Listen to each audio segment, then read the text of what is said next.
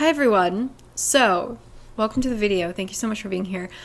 About 2 hours ago, I went to the eye doctor and I got my eyes, my pupils dilated. Thought they would be done by now. No. In fact, I am in quite a bit of pain. Turns out my eyes are incredibly healthy though. I finally know what authors are talking about when they talk about like black holes for eyes. What was the book that called them black orbs? Was that Crave? Not to foreshadow my rankings, but wasn't Jackson's eyes like these black orbs? Which I was like, I don't think that's giving the feeling you want it to be giving off. But anyway, welcome to the video. So if I look like I'm blinking, if I'm randomly closing my eyes, this is distracting me from the pain. I can look enough at a screen to rank books and talk about them. And so this is really just, you're helping me out. Even though I look like I'm struggling, it is better than the alternative. And I don't have any good audiobooks waiting for me, which leads me to the sponsor of this video. Thank you so much to listening.com. Wish I had something to study right now, but I don't. Listening.com is a service that takes any of your emails, PDFs, textbooks, and transforms them into audio content so that you can study, read things on the go through your lovely ears. It has really fun features like a note-taking button where the second you hear something that you want to take note of, you just press the button in the app and it will save that for you to come back to later. It also takes any visual tools, grabs any data tables, any graphs that you might need, and shows it on the app while you are reading. It's just a really great service, especially for students and like working professionals where you've just got a ton of stuff you need to read and you just don't have enough time in the day. Listening.com. So link down below, I have a discount where you can get a bonus free week of listening.com. This summer, you want to be the like studious, girly, take your hot girl walks while you're learning something new. So thank you so much to listening.com. All that information will be in the description box. And wish I had some audio content that I was interested in right now, but alas. So what are we doing today, actually? We are here to gossip, to chat about booktok books. I feel like I'm all over the map with booktok books. I have been let down so greatly by booktok, but on the other hand, I have found some really great books. I think that here's the thing, is that the booktok books that have hit for me are ones that I didn't find through booktok. Perhaps that's it. I'm also, true disclaimer, not very on booktok. I do have a TikTok, but I kind of post there and then leave. I don't really interact with the content there because I just don't like TikTok. So when I'm saying like booktok books, I'm talking about like reposted reels. Okay, I was born in 1991, that kind of thing. So I have a list of 28. I realize that there are more. Even now sitting here, I'm like, oh, I could have added like Powerless, for example. I didn't add it. I didn't love it. That was also a DNF. I'm trying not to add any books that I DNF'd. These are all ones that I have fully finished, actually given a chance, and I'll give you my thoughts. So let's pull up, let me take a screenshot. I know because of how distracting my eyes are right now, I'm gonna forget to do something. So forgive me if there's weird editing going on. Editing Cari. Hope your eyes are feeling better. Sorry about this. Let's begin. Top to bottom, God tier, great, wonderful books. I Have Drunk the Kool-Aid. I am fully on board, for better or for worse, with these books. I'm a fan. Booktok did well in this case.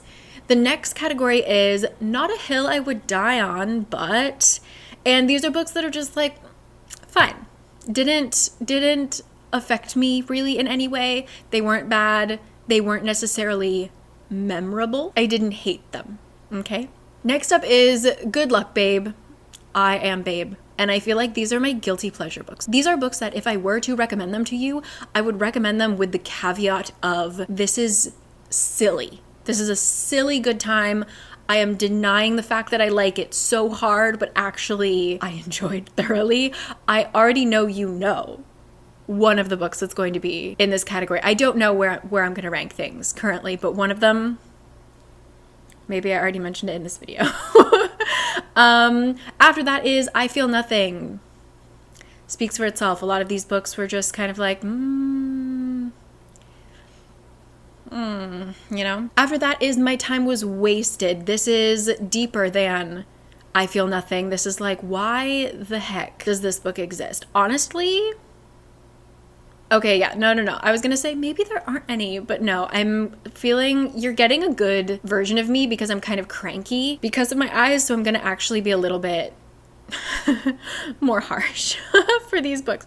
And then finally, A Curse on Both of Your Houses. What did I read? How dare you, BookTok? Who said this was a good idea? Shame on you. Shame on you and both your houses. So, okay, let me get rid of these ads. I'm just using Tiermaker.com. It's like all these pop-ups. Okay, Carrie, think. How do you screen record? As I'm opening my screen recording, getting home without my eyes was so... It was a struggle. I had to take the bus. It was an experience. It was a lot, but I lived to tell the tale. I took a nice little nap. I listened to the Swiftologist's podcast because I was like, if I fall asleep in the middle of this, I don't care. No offense to Zach.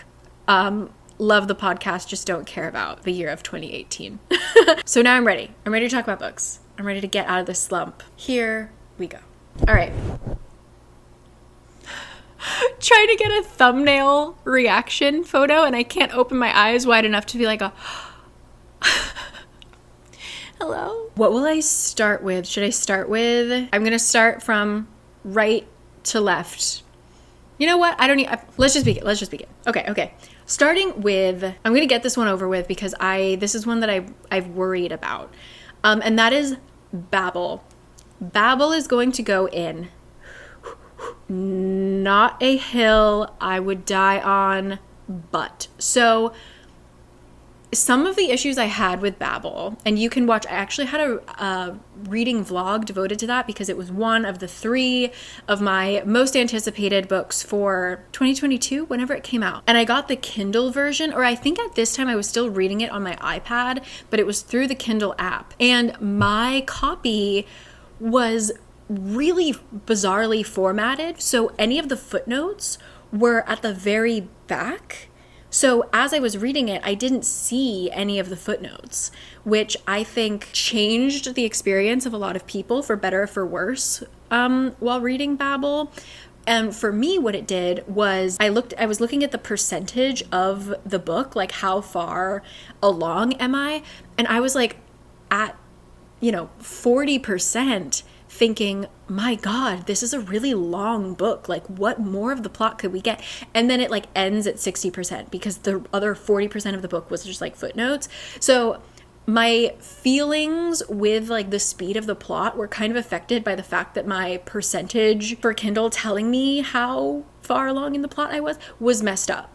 Okay, so excellent book. But there were bits that I thought were like a little too drawn out. I love linguistics and I love learning about translation and things like that. So going into all of the certain words were really interesting, but I felt like she did like one too many. She clearly had a lot of fun researching for this book, and I felt like she just kind of got a little too excited about it. And I was like, we could have shaved off a couple things in order to maybe build that kind of middle bit of the plot where we suddenly get a bunch of action and it was like, wait, so yeah, it's not a perfect book for me, but I fully enjoyed it. So Babel, not a hill I'd die on. And that's that. Next up is Malice. This is really sad. I'm gonna put it in I Feel Nothing, but like closer, like a good feeling that I almost felt something, that's how I feel about Malice. Malice is a duology. It is a Sleeping Beauty retelling, is it? But it's more from Maleficent's POV, kind of, where we have a young girl who is, this is the book with the graces, right? So if you have any bit of magic, you are a grace, and her grace is bad in some way. It's like a death magic or something like that. And she meets a princess. They maybe fall in love, and that's bad. And we go on this quest. I thought the first book was quite good, but the second book was just really not my cup of tea. Maybe I just don't like villain origin stories. feel like that's what I'm kind of learning about myself recently. But yeah, Malice, nothing to really write home about. Really liked the first book, but as a duology, a miss for me. Next up. Next up is Gild. I'm gonna say I felt something. I have a reading reaction vlog to Gild. I'm gonna say my time was wasted. I'm sorry, Gild. This was just bizarre. It had me laughing. There were certain parts of it where I was like, what is going on? There are snow pirates. Like, what is happening? The very first sentence, as I'm like starting to read the book out loud to you guys, like a live reaction, I'm reading out loud and realizing that I'm reading an orgy scene. So there were like many hilarious moments of just like, what is this? You know, what does she have? Golden ribbons flying out of her back? Like it's a funny book. It's actually also very sad, which is why it's a bizarre reading experience, but it's not enjoyable enough that I would put it in Good Luck, Babe, because I wouldn't even ironically recommend it to people. A little too predictable. The names of the characters were bizarre, to say the least. Like Rip. What was his other name? Roach or something like that. Like there were choices made that I really didn't agree with in Gild. And so I'm going to put that in. My time was wasted, even though I did have a good time sharing it with you guys. One that does deserve Good Luck, Babe, though, and I'm not ashamed, is The Selection. This is a series that I have read more than once, more than twice, perhaps. I feel like this is a series that gets me out of a reading slump. It's so easy to read. It's quite dumb, but something about it like scratches that part of my brain that's just like, I feel like I'm back in middle school and having a fine time, you know? The Selection is kind of like The Bachelor if we were in a post-apocalyptic world. We're maybe supposed to be questioning the caste system and monarchies, but then we aren't really at all. It's really silly. It's a really silly book. It's a really silly series, but you know what? I feel the way that I feel and I can't change that. That is The Selection. Let's get one for I Have Drunk the Kool-Aid. We're doing One Dark Window. This is one that I didn't know was big on BookTok. I'm glad it is. I think I found this because an artist that I follow made a like special edition print for One Dark Window, and I was like, huh, what? Like, there are very few books in which fan art can sway my feelings towards like if I want to engage with it. Another one that did that was it Rosie that did a Ava and Jax one that just got me so hyped for Ballad of Never After. The Ballad of Never After fan art, impeccable. But yeah, I think that was kind of what One Dark Window was for me, is I was sort of like, I'll put this on my list, I'll think about it. I wasn't like running to the bookstore, running to the library, but when I saw that fan art, I'll try and find it and post it. Really good. Great. The second one wasn't, I feel like I'm changing my tune about the second one. I didn't love it because for reasons of just following the plot of the story, we kind of don't hear as much from one particular character, which is a character that I liked reading. So the second one felt very different from the first, but I think I like the second one in its own way. So upon first read, I was kind of not in love, but now top tier. Kool-Aid has been drunk, has been bathed in One Dark Window. So good. Next up is The Midnight Library. Honestly, it's borderline. My time was wasted and I feel nothing. I'm gonna put it in I feel nothing because I'm feeling nice. The Midnight Library, I think the hype is really what killed it for me. I read this after it had really blown up and I was expecting something, and this was just like, are we just reading a modern version of It's a Wonderful Life? Like, it wasn't anything new to me. Any of the insight just felt very therapy 101. I just was really shocked that something this kind of simple and not very groundbreaking was a book that was creating so much buzz and like changing lives. I feel like this is the kind of book that if you read it at the right time in your life, it would hit you. But for me, I was just like, I've read this before. I've been on this ride before. And I didn't like it. And it's kind of put me off of Matt Haig, which I want to fight because he has other books out that I'm like interested in, but I have a sour taste in my mouth. Let me know if you have read any other books by him. Let me know. A Curse on Both Your Houses from Blood and Ash. Oh my God. I read this quite early, like right when it came out, because I was brand new, I'm pretty sure. Brand new to getting back into reading in general, but especially fantasy. And so I was kind of just looking for anything that was similar to, like, this was, again, when I first read A Court of Thorns and Roses, which I talk about in front of every single one of my plot wrap-ups, that my love for it has withered, but it still holds a place in my heart because I understand when people read it, if it's their first fantasy book, it hooks little claws into you, and I get that. So I was like coming off the tails of reading A Court of Thorns and Roses, of reading Six of Crows, of reading all of these big fantasy books, and people were like, oh, well, if you like that, here you go, From Blood and Ash. This was right when Romantasy kind of blew up and became what it is today. I went into From Blood and Ash knowing pretty much nothing, and my God, I read this one and the second one, whichever one has the white cover. And my God, so much was wrong with this series. I made an entire video about it. I think this was also, I'll talk about it more when I hit certain other books, but this was also a phase in which I was brand new to BookTube and I was new to the concept of sharing my opinions online. I have another channel, but it's more like my life.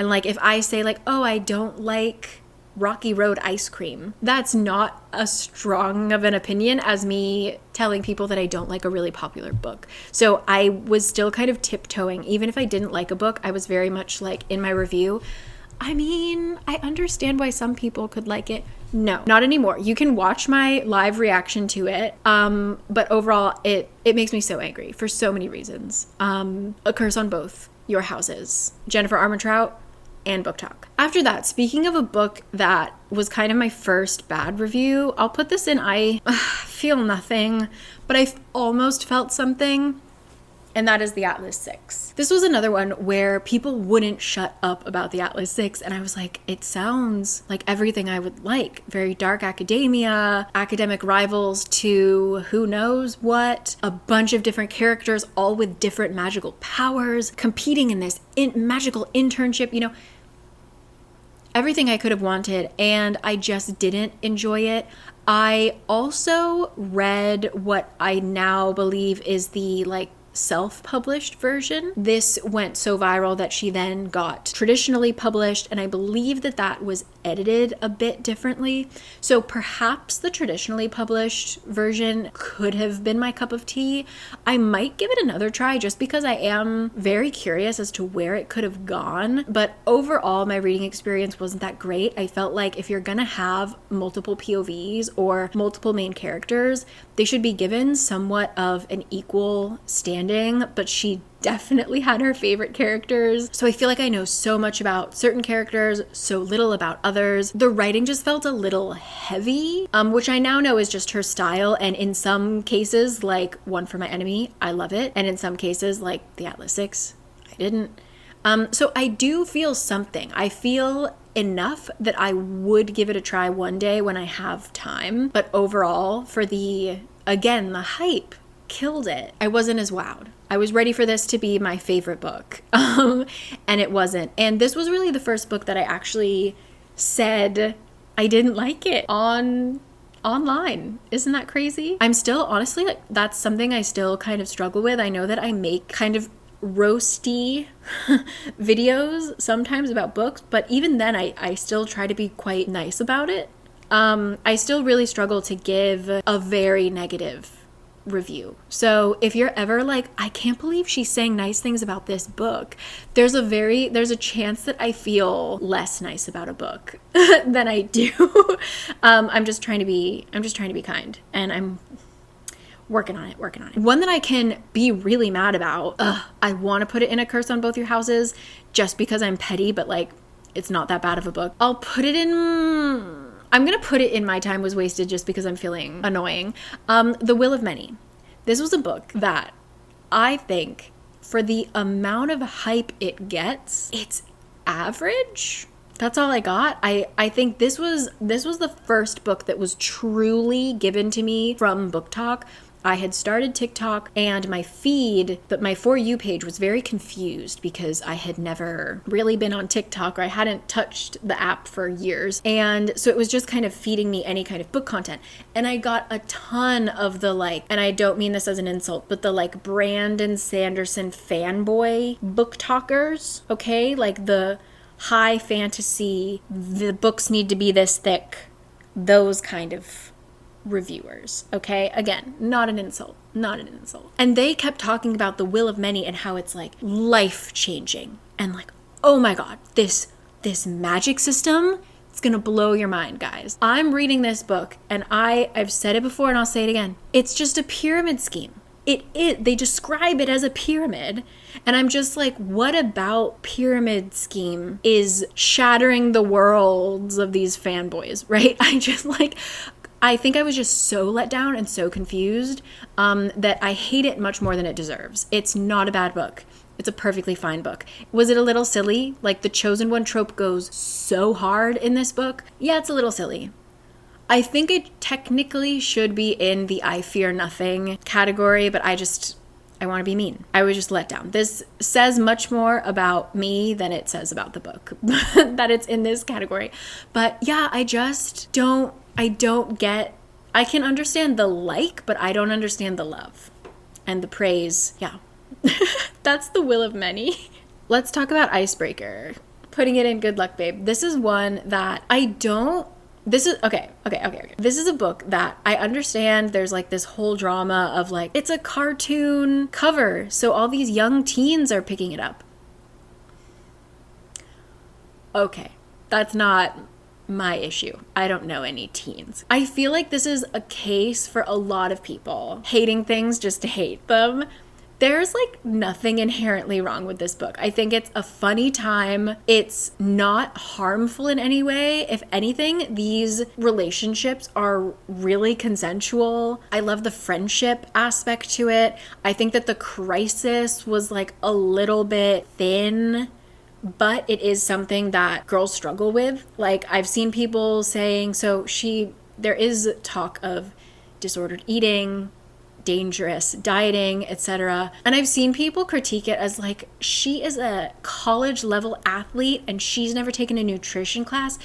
I know college level athletes. I lived with college level athletes. Eating disorders are huge. Like, it's common. So there are certain critiques that I feel like people are just trying to nitpick. This was exactly what it was marketed as. It was a romp. It was a rom-com. It was romantic. It was comedic. I had a fun time with it. I think the smut was like, blah, because I don't love smut, but I also remember it being like, you know what? Whatever. Like, you go, girl, right? Because it was so consensual and fun. So, this is a hill I would die on, actually. If like a stranger came up to me in the bookstore and they were like, would you recommend me read Icebreaker? I would kind of like suss them out a little bit before I fully went and been like, actually, you know what? I had a good time. So that's why I'm kissing 100 boys in bars, trying to convince myself that I didn't have as much fun with it as I did, but I can't deny it. I had a good time. I did not have a good time with It Ends With Us. That's going in a curse on both your houses. I read this kind of before Colleen Hoover blew up in the way that she blew up, in the way that every goddamn person on YouTube makes a video about her, even if they've never read a book in their lives. This was before all that. And so I kind of picked it up innocently of being like, what is this about? I don't really have any background. I read this and then I read Verity, I think within the same month. Verity is not on here. I've talked about it before. I think Verity gets the biggest pass of all of her books. These are the only two Hoover books that I've read, but I feel like Verity is meant to be really sick and toxic because it's a psychological thriller. Like I could give her a pass with the themes that she's always pulling on, but It Ends With Us is a romance, contemporary drama, what have you. I had big issues with it. I did not like the ending. I didn't like the Finding Nemo references. I wanted to actually burn this book every time they said just keep swimming. I hope that makes it in to the movie. I hope that she had to pay some kind of deal with Disney. So I'm not going to talk about it too much, but that's that. Colleen Hoover. Here's one that I read very recently, Blood Over Brighthaven. Not a hill I would die on, but so close. I would consider passing out on this hill for Blood Over Brighthaven. I would consider being put in a coma on this hill for Blood Over Brighthaven. I don't know if I would die on it because, like I mentioned in my May wrap up, I saw where the story was going to go, I think a little bit too early, so that once we hit a certain point, I felt like I had kind of had that epiphany and been through the emotions, and then watching the characters go through it, I was sort of like, guys, where were you? You know, still a really excellent book. This is for people who love complex magic systems, standalone fantasies. I don't want to give too much more away, but it was a really refreshing and wonderful book. Again, put me in a coma, knock me out. I'd give it some of my non-essential organs. Not quite ready to die for it though. That's Blood Over Brighthaven. One that I will die for, Legendborn. Oh my God. So we just got news that Oathbound, the third book, which, let me give myself a moment. The third book is coming out in 2025. I knew this series was going to cause me pain because it's called a cycle, and I feel like Tracy can do anything she wants to with that word. Is it a trilogy? Could she just decide to make it 6 books? Could she decide to completely change things and I don't know, graduate characters? And I don't know what she could do, but I know that she knows how to hurt me, and I'm scared. So I definitely enjoyed the first book, Legendborn, significantly more than Bloodmarked, but Bloodmarked had its just truly diamond shining moments. So far in the series, I really love it. I can't wait for Oathbound. I think Oathbound is going to really take off. I think Bloodmark was maybe a little bit shaky in terms of where are we going to go with the plot?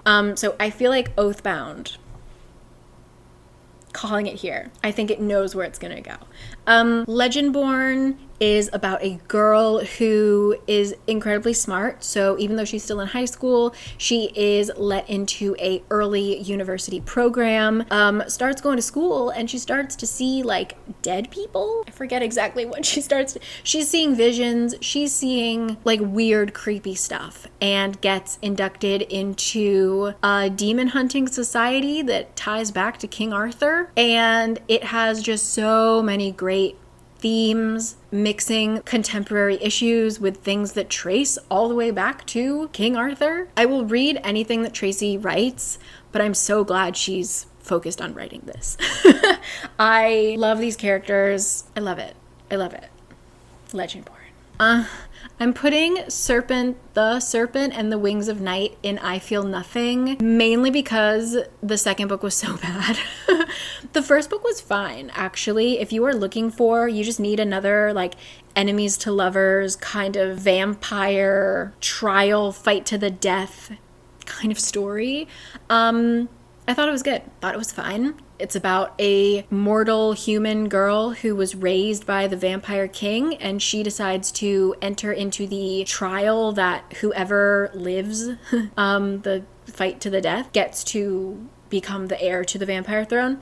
So we go on that journey with her. Absolutely fine. Were the twists foreseeable? Yes. One of them wasn't. I'll give her that. But the second book is just so bad, in my opinion, that it ruined the whole series, and quite a bummer. So I'm gonna say that I feel nothing, but mostly I feel disappointment. Okay, halfway done. What are we gonna do next? Let's do a nice happy one. Legends and Lattes. Not a hill I'm gonna die on, but honestly, just such a fun, cute time.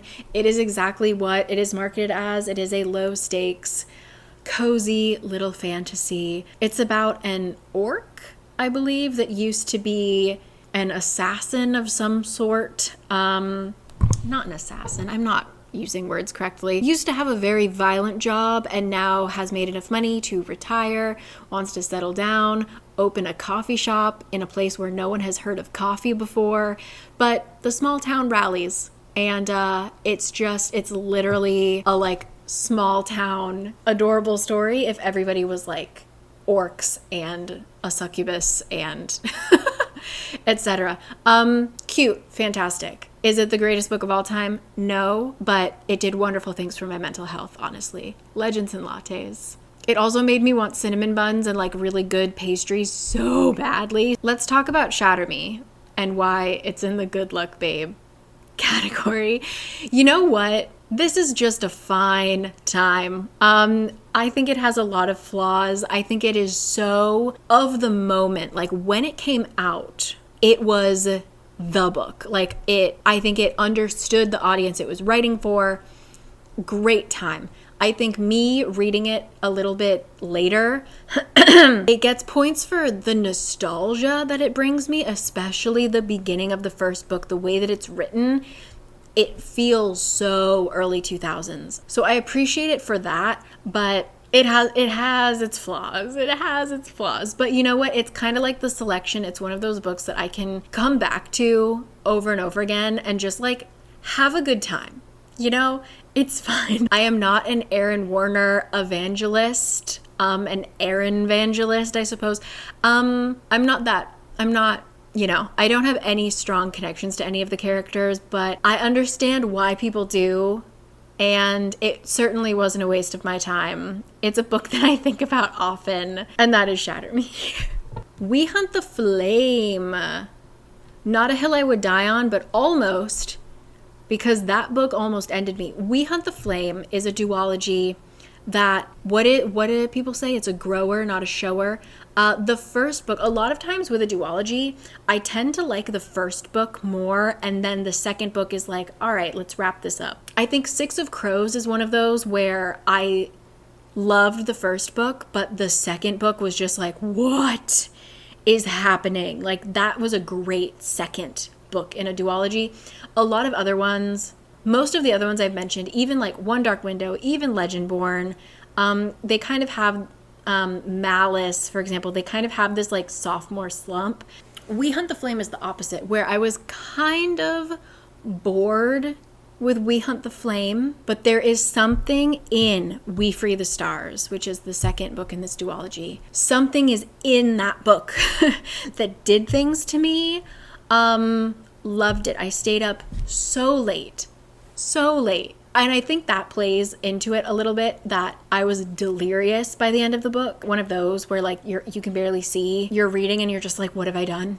Why am I here? I did really love it. So not a hill I would die on, because I think that you need to put a lot of effort into getting through We Hunt the Flame, but We Free the Stars, in my opinion, is worth it if you are open to a like slower, more lyrical storytelling. And then We Free the Stars is just gonna like punch you in the face with action. There you go.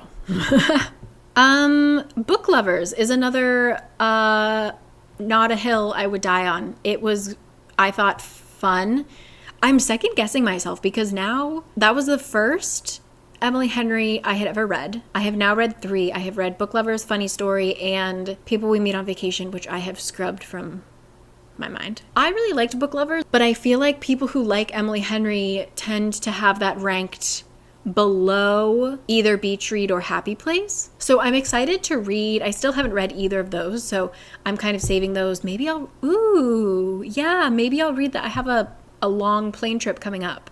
That's when I tend to read my romances. So perhaps I'll read it in July. We'll see. But anyway, Book Lovers, thought it was a fun time. That's all I can say. Did not have a good time with The Spanish Love Deception, A Curse on Both Your Houses. This was a book that I think I was way too nice to. This was one of those where it was one of my very first romances. I never read romance. And I think The Spanish Love Deception was like my second romance book. So I felt like I needed to be nicer to it, or I felt like maybe I just didn't get it. Looking back, no, I got it. It was not a good time. The whole enemies to lovers thing, aren't they just coworkers? Like, how can they be enemies? It was just like way too much. The dirty talk was horrific, scarred me for life. Yeah, just this was one of those which if I could go back and edit a video, and please remember this, that like, not just for me, but for every kind of person who does reviews on the internet, that we cannot go back and edit what we have posted. So oftentimes my opinions will slightly change by the time I have edited and posted a video, in the time that it is waiting in the drafts to go live. Like, so if you ever watch one of my old videos and you're like, just know that that's how I was feeling on that day. Check the date of my videos. That's how I was feeling that day. Chances are, for better or for worse, I don't feel the same. The Spanish Love Deception was for worse. Do not feel the same as when I was first reviewing it. One that changed my mind, though, one that I have only grown to love. You know what's coming. Crave.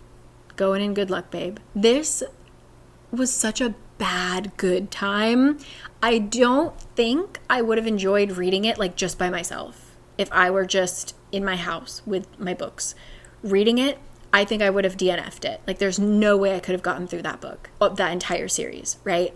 But because I was with you guys and I was reading it with you and like shouting at the camera, I had a great time. So I think that this was a book that needs to be shared.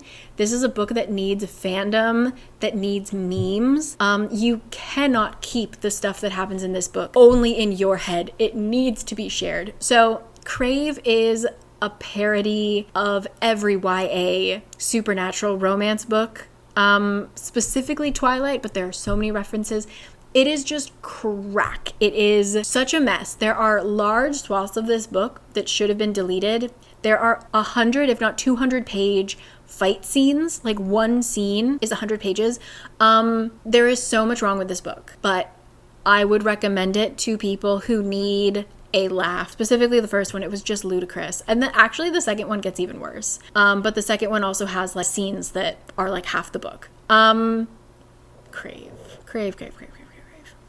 If I knew when I started Crave where I would be now, sitting with you today, ranking it where I am ranking it, isn't life strange? I don't know why A Little Life is on here, because I didn't finish it. I'm gonna put I Feel Nothing because I DNF'd it. I read this back when I was like first starting BookTube, before it got like, it was hyped, but not like super hyped. I feel like once it leaves the kind of bookish space, you know how there are books that are like trending within the book community, but then kind of like Colleen Hoover, they start to trend with like people that you don't normally like ever talk about books with or see reading, and then all of a sudden they have like a Colleen Hoover book under their arm. That's how I feel like I've seen that happen with A Little Life, and I feel like I read A Little Life before it catapulted out, right? I read a significant portion of it, but I just could not get into it. It was not for me. It was not a book I was going to read that much of, and I don't think I'm going to change my mind. So this is kind of an I Feel Nothing, but an unfair I Feel Nothing because I never finished it. So yeah, but I have no desire to read it. That's A Little Life. The Cruel Prince. I can't believe it. Should it go there? You know what? Fine. We're doing a complete 180. I'm putting it in I Have Drunk the Kool-Aid because this is a series I keep coming back to. I think about often. I love the world. I apologize. I don't completely rescind my initial opinion of the first book, but I apologize for writing off the entire series because of the first book.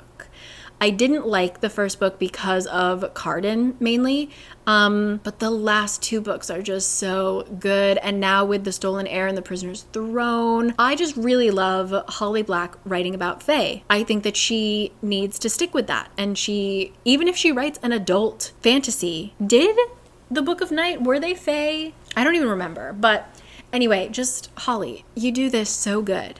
Stick with it. The Cruel Prince, yeah.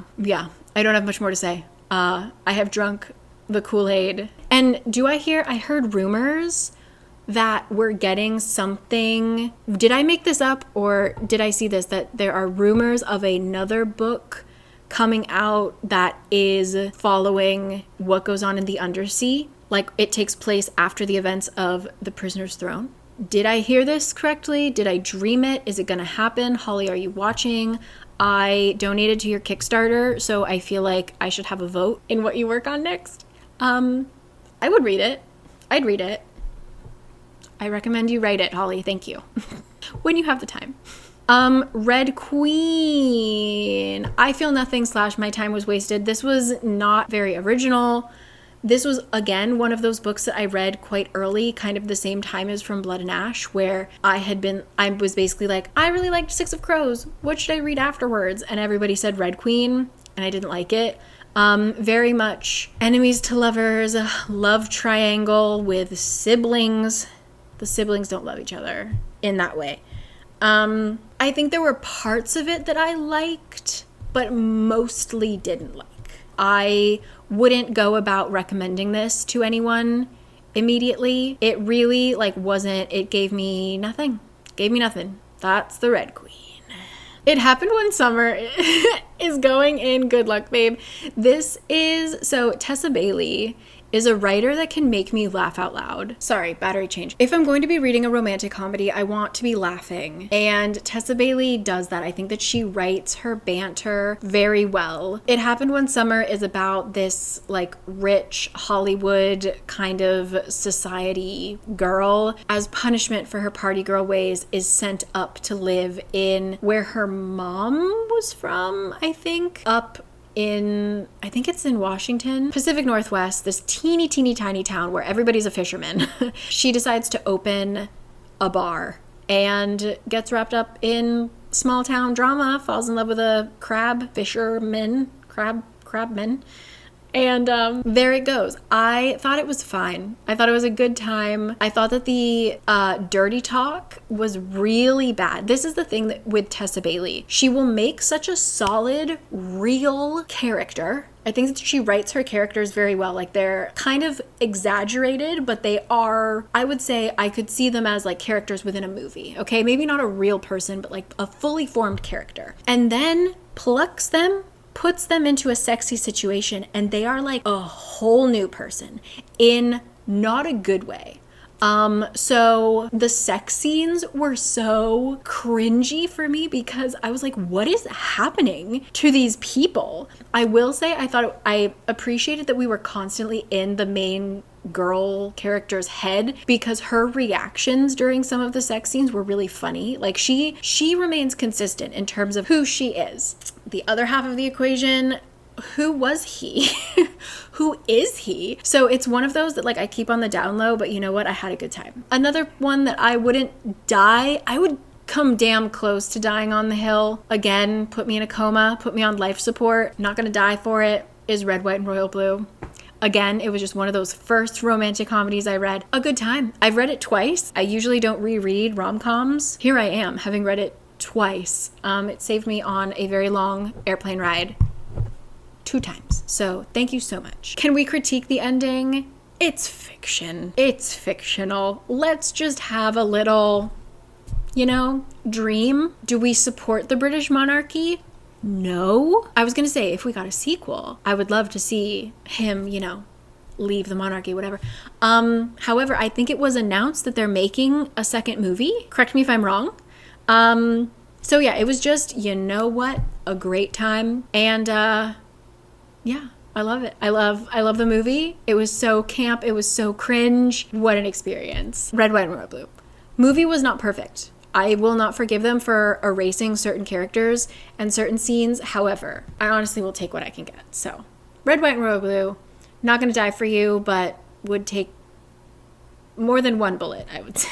One that I'm not going to take a bullet for, Fourth Wing, My Time Was Wasted. This was just blah. It was a little bit below I Feel Nothing. I read it after there was enough hype, not the amount that it is now, and then its kind of downfall since Iron Flame, which I have not read and I'm not going to read. So I read it kind of at this sweet spot where it was just being enjoyed. And you know what? It was like not good. It was just not good. It was something that I've read before. I know that a lot of people say that that's the point, is it has like nostalgia points because it felt like something you've read before. No. Yeah, just no. It was felt like a waste of my time, but that turned me on to a bunch of other really good books that were for the Dragon Girls. So I appreciate the conversation that it started in that sense. But yeah, no, Fourth Wing, You know what? Fuck it. We're going to the top level. Not there. I have drunk the Kool-Aid. The love hypothesis. Okay, here's the thing. I know the critiques. I understand, but I don't care. I know the like lecture scene where, oh my God, there's no seats. What do we do? I know. I get it. I'm fully with you. I just don't care. I completely left this version of reality and entered the love hypothesis land where that was weird but okay. This was in fact the first ever rom-com I ever read. And I read it in one sitting, and it reminded me so much of like a K-drama. It was just so stupid, and like I was cringing. I was physically reacting to the book. I feel like the cringe was part of the appeal. It was just silly, and I think it definitely earns points for like you never forget your first. So if I had been like a prolific rom-com reader and then I read this, my opinions would be different. But you know, I wouldn't have any of my other rom-coms that I have loved without having read the love hypothesis. This opened a brand new genre to me, and for that I am thankful. The love hypothesis, I would die on that hill. Isn't that crazy? But I wouldn't die on the hill for Babel. Oh my God, this is gonna get me in so much trouble. Just please let me have this one. To redeem myself, the Kool-Aid I have drunk for the last book, Ember in the Ashes. I feel like I get a lot of people, especially recently, people asking me to read this series, and this was, I think, like the second series I read. So for those of you who don't know my history, I was a big reader my entire life, okay? And then in college, and then kind of getting employed, I didn't have time to read. So from about 2010 to let's say 17, 18, I didn't read. I had like 7 years of picking up random, usually like rereading books. I read a lot of like short story collections. I liked short story. That's when I read lit fic. Like I read skinny books, but I wasn't really into fantasy, even though that had always been my genre of choice. I actually was reading a lot of thrillers, I think is what I was doing. Like books I knew I could finish in kind of one sitting, really kept my attention really quick. So then in 2020, I read Six of Crows. And as you know, lost my mind, started booktube. So I think right after Six of Crows, the next fantasy series that I read, because everyone was recommending it, was An Ember in the Ashes, and I loved it. I feel like I just don't talk about it a lot because it doesn't come up that often in my mind. I feel like if I'm gonna talk about a fantasy series that I loved that I read a long time ago, I would talk about Six of Crows. But giving it its moment, An Ember in the Ashes, really great. This is a series that I have reread, which says a lot because I believe it's 4 books. Is it a trilogy? No, it's 4. However long it is, it takes a lot for me to reread a full series. I have done that for Ember in the Ashes. I needed to because I think I got confused at the very end. I have since, I understand now. I understand. But my first read, I was kind of like, what's going on? So good. We've got, how do I even explain? Got a girl who wants to rescue her brother. Her family was involved, I think, in the resistance. And then we have a boy who is the son of like one of the heads of the government that is involved with hurting our main girl's family. He is a lover and not a fighter. So when he is forced to go to the military school, he realizes very quickly how much he does not stand with what their government is doing. It's just so good. It's just so good. I don't want to go into it too much more, but if you love reading, I don't know, it's really great. Highly recommend An Ember in the Ashes. It is a hill I wouldn't even think, I wouldn't even, no questions asked, dead for this book. and Ember in the Ashes. So there we have it, folks. That's my ranking of BookTok books. I think surprisingly, we have more books in the positive categories than the negative ones. I think that is partially due to the fact that I had not put the books that I DNF'd other than A Little Life. I think I would have had a lot more on here, but I've gotten a lot better at putting down books that are not a fun time to get through, and I think I'm happy with this. The Drunk the Kool-Aid and the Not a Hill I Would Die On, that boundary is really thin. It depends on the day, honestly. All of those are great. I would recommend any in the red and the orange fully. And then I'd have to kind of look you in the eye and figure out what kind of person you are before I would recommend the ones in the Good Luck Babe tier. But I'm going to wrap it up here because I think they're starting to I'm going to wrap it up here. My eyes are much better.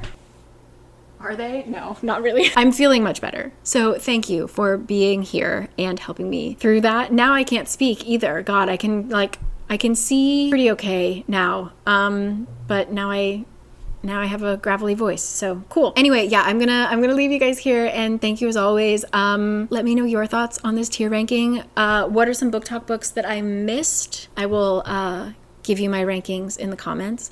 And thank you again to listening.com. Information will be down below, but there is a link that will get you a free extra week trial of listening.com. Absolutely wonderful. Go be studious, but also have fun. You know, I will catch you guys next time, and I can't wait for my June reading wrap up because it is only June 13th today, but I've read some really great ones that I want to chat about. So it's looking good, guys. It's looking good.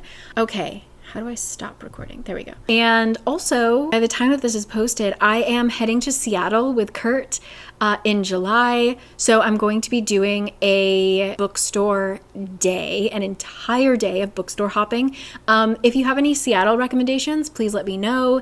And I don't know if I will have the capacity, the control over my anxiety, to form a kind of meetup situation, but if you have any recommendations for places where we could meet outside, if you wanted to meet up, let me know if any of you are in the Seattle area. Yeah, that's what's on the agenda. So, okay, either way, you're going to be getting Seattle bookstore content from me for sure. Yeah, I'll catch you guys next time. Okay, I gotta go rest my eyes again, but just thank you always. So, see you later.